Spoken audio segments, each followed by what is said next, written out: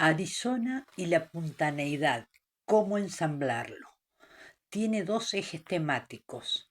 El primero es un planteo realizado de forma subjetiva, donde expongo las diferencias de nuestro rinconcito con el resto de la provincia, pues hablamos diferente, la música y las danzas que practicamos son diferentes, la distancia con la capital provincial en temas urgentes de salud es insalvable y especialmente nuestra idiosincrasia. Todo esto no está reflejado en los textos escolares. Por todo ello y más es nuestro sentimiento de orfandad con respecto a la puntaneidad. Quizás sea que no contribuye la forma alargada de la provincia y que estamos a 370 kilómetros de capital.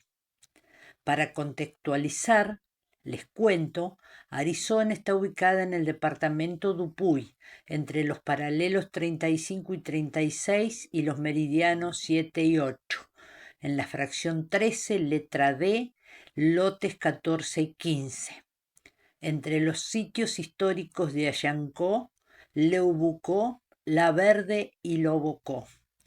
En mayo de 1879, cuando la tercera división expedicionaria, a cargo del general Racedo, llega al sur de San Luis, este topónimo araucano ya existía, Ailyancó o Nueve Aguas. Allí acampa unos días. Al retirarse deja un fortín de retaguardia. Una década después, en este sitio y con el mismo nombre, se construyó el casco de la estancia de Carmen Alvear de Christophersen, rodeada de los ilustres vecinos, los hermanos Anchorena, quienes donan las tierras para fundar un pueblo que llevó su apellido. Les cuento que siempre nos planteamos por qué nuestra idiosincrasia es tan diferente al resto de la provincia y por qué estamos tan relacionados con la Pampa. Tal vez sea que la influencia está, creo, en la ligazón de rieles, ya que somos el pueblo Punta de Riel de la línea férrea de General Pico al oeste. Así, nuestra identidad está construida con una mezcla de culturas, y así seguimos ligados a la Pampa, aunque nuestra matriz es puntana. Relacionando con el segundo eje, contarles muy sintéticamente la historia de mi pueblo, de la zona del Caldén, de las vacas y los cereales, para tratar de entender juntos este planteo. Don Esteban Anchorena le vende en representación propia y de sus hermanas a Enrique Santamarina la cantidad de 44.000 hectáreas circundantes y próximas al pueblo de Anchorena. Para que se den una idea, estos campos abarcaban desde el río Salado por el oeste hasta la laguna Lobocó en La Pampa por el este, y al norte desde Colonia La Verde hasta Victorica La Pampa por el sur. En mayo de 1925 firman la escritura en San Luis Capital. Santa Marina construye su estancia denominada La Administración, a solo unos 8 kilómetros al noreste de Estancia Illancó. Gestiona ante el Ministerio de Obras de la Nación el tendido del ferrocarril que ya había llegado hasta Caleufú en La Pampa, logrando la aprobación de la extensión, línea que en principio pasaría unos kilómetros al norte de la estancia nueva de Santa Marina, pero la mala calidad del agua hizo que se corriera unos metros al sur del casco de su estancia. Fundada durante la gobernación de León Guillet, el presidente Marcelo Torcuato de Alvear decreta su nombre por la sugerencia de un ingeniero de la empresa constructora que encontró estos parajes similares a los de su homónimo de Estados Unidos, mientras acompañaba en un moderno autovía al camarógrafo Domingo Mauricio Filippini, contratado en General Pico por la empresa de capitales ingleses para controlar así el adelanto de la obra.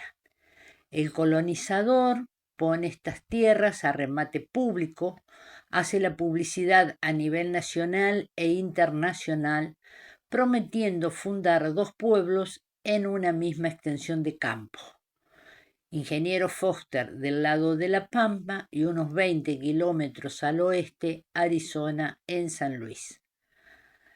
Así, el 5 de septiembre de 1926 se fleta un tren especial que trae al colonizador, al escribano, abogados, familiares, una banda de música, amigos e interesados en adquirir lotes. Muchos inmigrantes o descendientes de estos llegaron ese día y en los meses posteriores, soñando con un pedazo de tierra propio. Algunos lo lograron, entre ellos estuvo parte de mi familia paterna.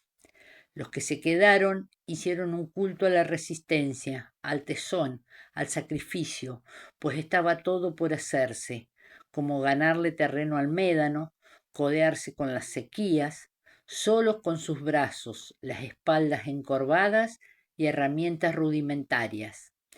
Ese día, estrenando la estación ferroviaria, se hace el remate dando inicio con bombas de estruendo, música ejecutada por una banda y sobre los planos que traía Santa Marina confeccionados en Buenos Aires, destinó los que serían de uso público y se vendieron el resto de terrenos, quintas y lotes más amplios. Se sirvió un almuerzo en la estancia del fundador.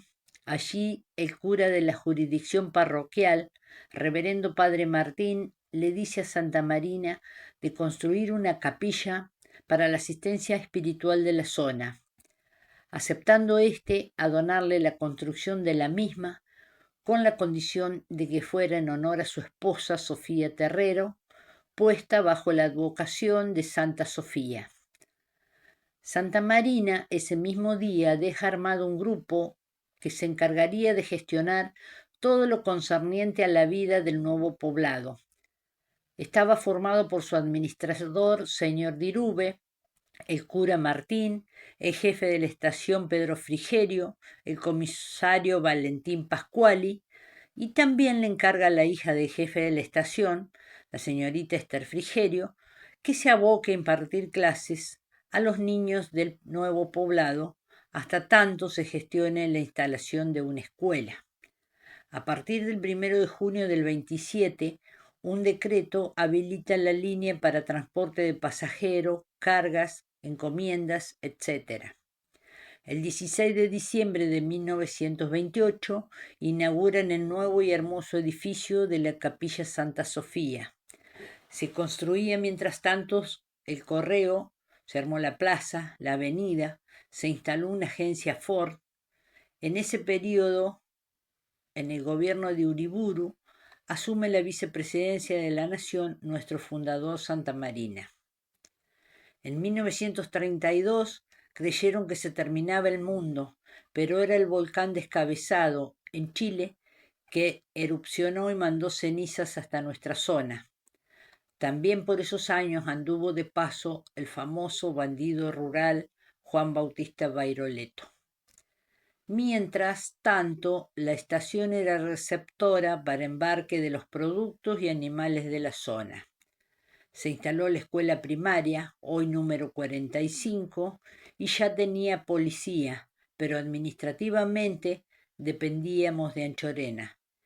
En 1934 comienza a funcionar el registro civil.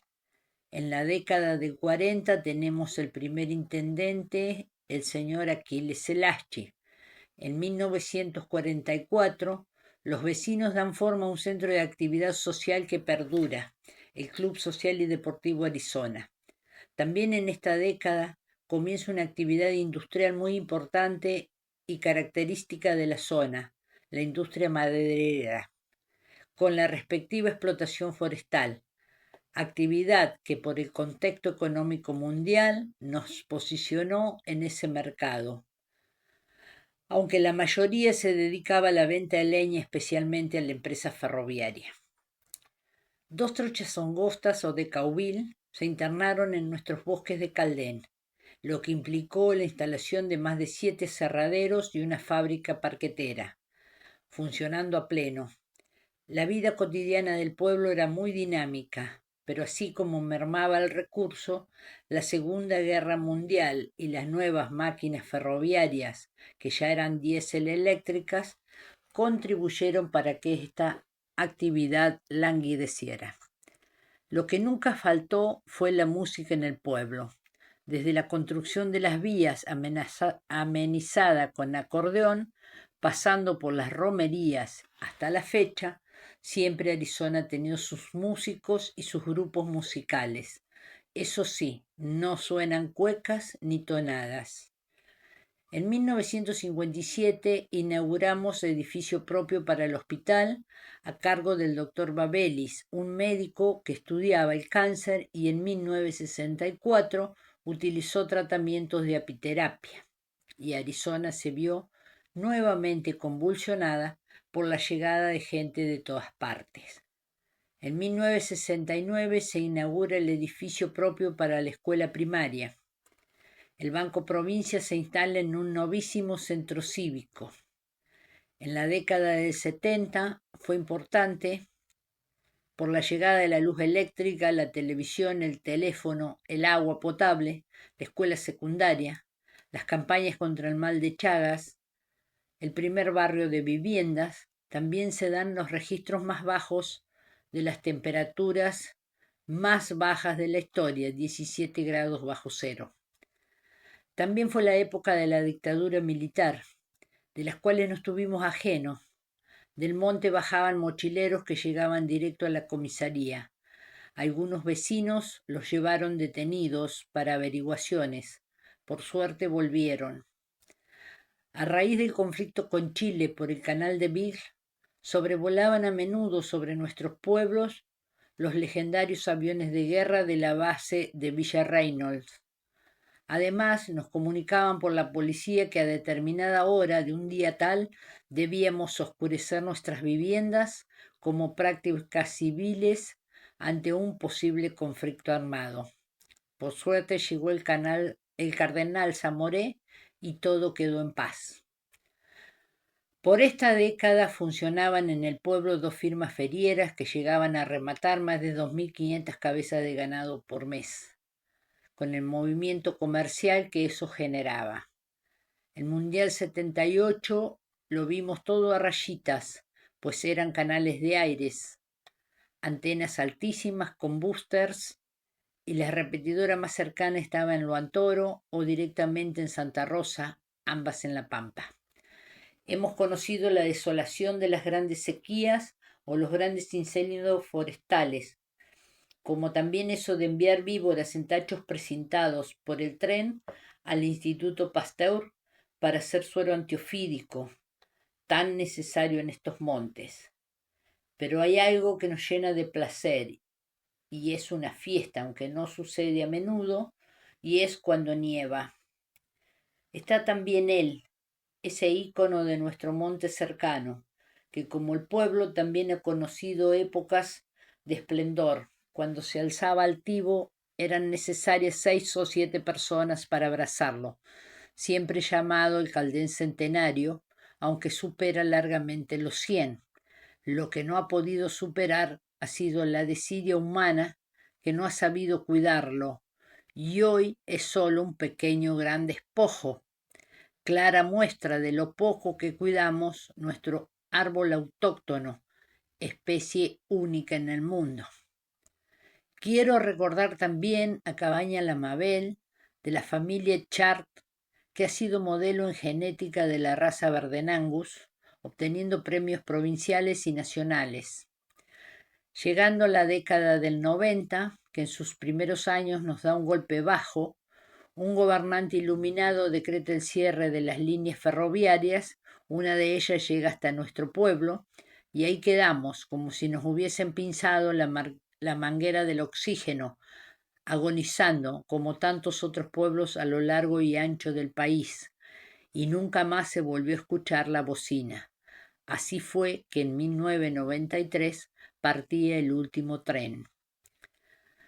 También en esta década está funcionando un horno de ladrillo y solo 2 aserraderos, pero a pesar de todo, en obras públicas también ha sido importante, pues se hicieron barrios, parques infantiles, cordones cunetas, se abre la biblioteca pública en edificio propio, un polideportivo con proyecto de pileta, sala velatoria, la terminal con hostería incluida y el proyecto de pavimentación tan ansiado de las rutas provinciales 148 y 47, que nos conectaría tanto con San Luis como con La Pampa.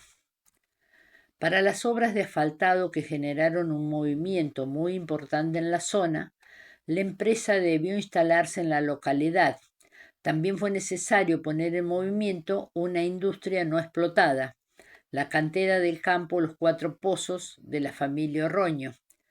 También en este periodo, además, tuvimos nuestro escudo identificatorio. Entramos al nuevo milenio con la concreción de la pavimentación de 38 cuadras dentro del pueblo y la largamente anhelada Ruta Provincial 47 que nos lleva a Ingeniero Foster.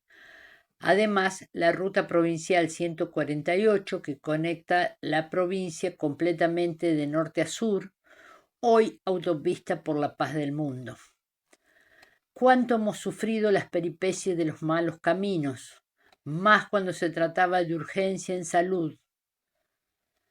También fuimos campeones provinciales de fútbol. Tuvimos centros de educación de adultos, centro ganadero, centro tradicionalistas, centro de jubilados, pero en febrero del 2008 fuimos noticias a nivel nacional por el tamaño del granizo caído, como así también se han registrado grandes vientos.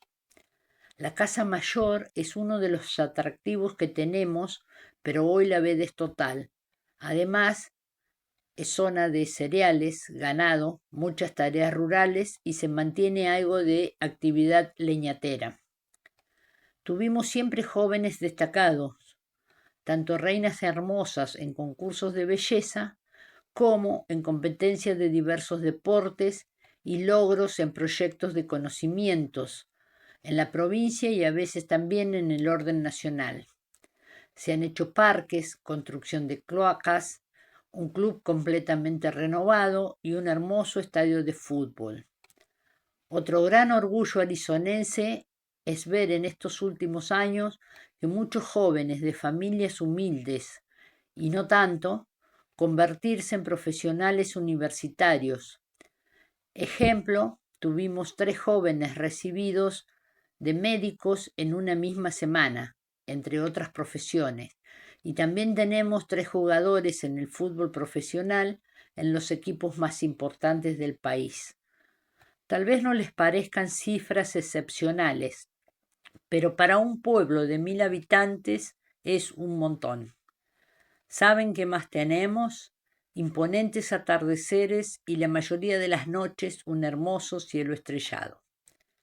Arizona antes de ayer cumplió sus jóvenes 98 años y hoy estamos justo en el extremo opuesto de la provincia, exponiendo ideas ante personas muy preparadas en diversas áreas. Por eso creo que estas jornadas de historia son el ámbito propicio para conocer y estrechar vínculos. Muchas gracias.